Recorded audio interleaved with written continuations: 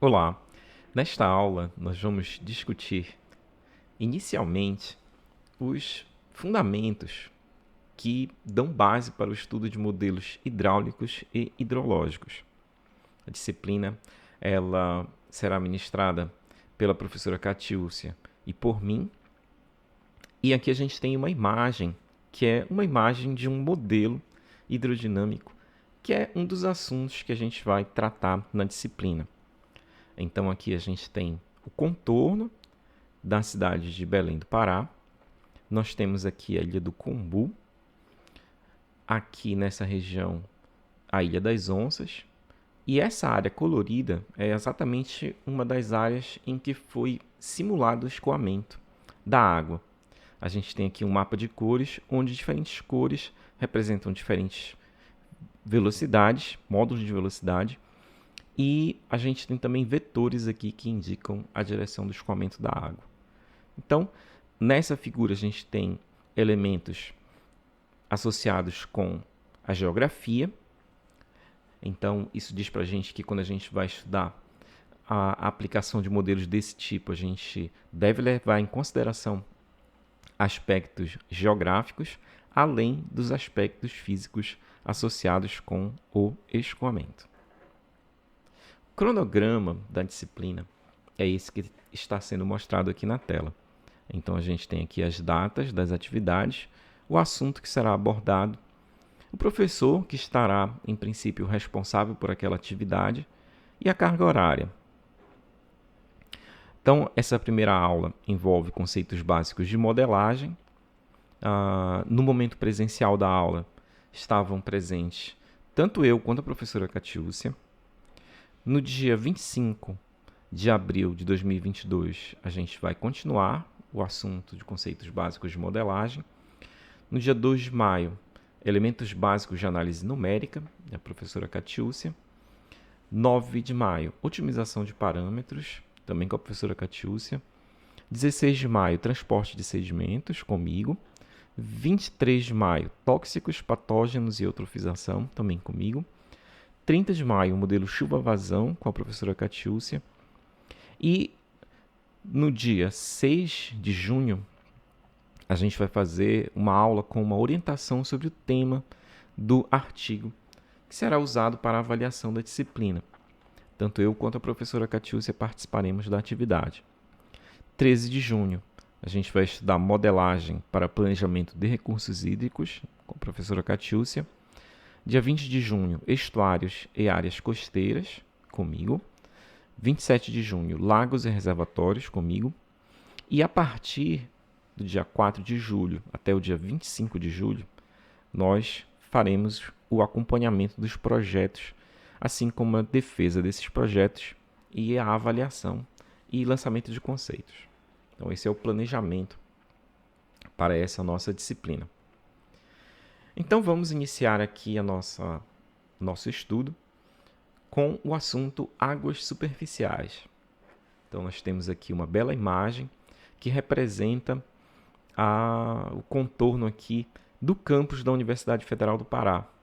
Então, nós temos aqui esse telhado característico, que é do restaurante universitário, e nós temos aqui os blocos de aula do campus básico. E aqui a gente tem os blocos de aula do campus profissional, junto com o prédio das faculdades, da reitoria e as outras instalações. E aqui a gente nota que o campus da UFPA ele é localizado aqui exatamente na margem do rio Guamá. Inclusive, essa margem aqui, historicamente, existem problemas que são associados com a erosão.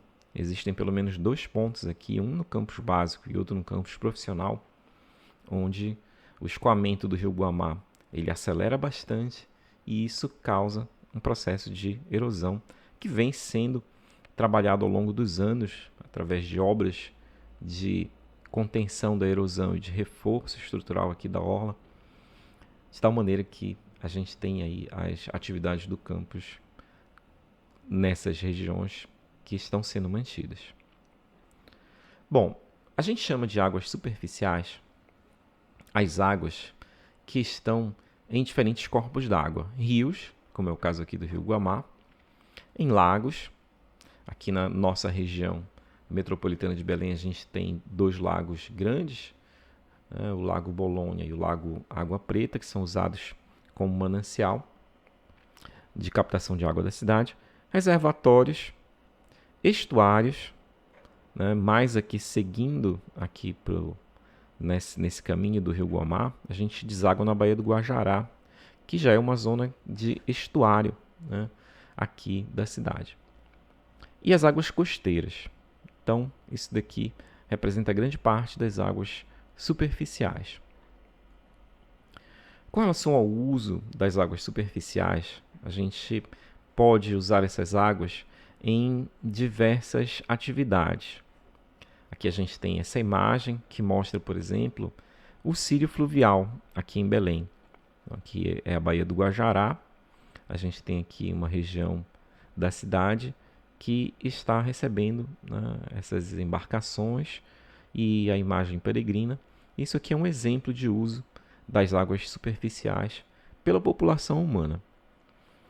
Esses usos, eles envolvem suporte à vida aquática, né? Por exemplo, a gente pode usar essas águas superficiais para criação de peixes diversos, para manutenção da própria fauna selvagem, né? do corpo d'água. A gente pode usar elas também como suplemento de água para consumo humano. A gente comentou agora há pouco sobre os lagos Bolonha e Água Preta, no caso aqui da nossa cidade de Belém do Pará. Para recreação humana, para pesca, para transporte e outros usos também, como é o caso aqui dessa fotografia que a gente comentou agora há pouco. Bom, nós temos aqui uma tabela que, apesar de ser uma tabela bem pequena, bastante simples, mas é uma tabela que fornece bastante informação para a gente, que nos permite pensar de forma estratégica com relação a essa água que a gente tem no nosso planeta. Então aqui a gente tem uma distribuição em diversas regiões. Oceanos, aqui o subsolo, gelo, lagos, umidade do solo, atmosfera e rios. Aqui nós temos volume em 10 ao cubo, quilômetros cúbicos. E nós verificamos aqui que os oceanos, eles têm o monopólio aqui da maior parte, né? 94,12% do total da distribuição de água da Terra.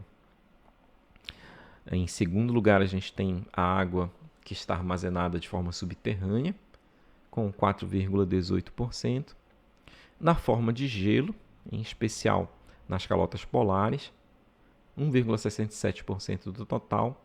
E aí a gente tem percentuais bem menores para lagos, umidade do solo, a atmosfera, com apenas 0,001%, e os rios, por exemplo, num percentual aqui que é menor do que essa terceira casa decimal aqui nesses valores de porcentagem.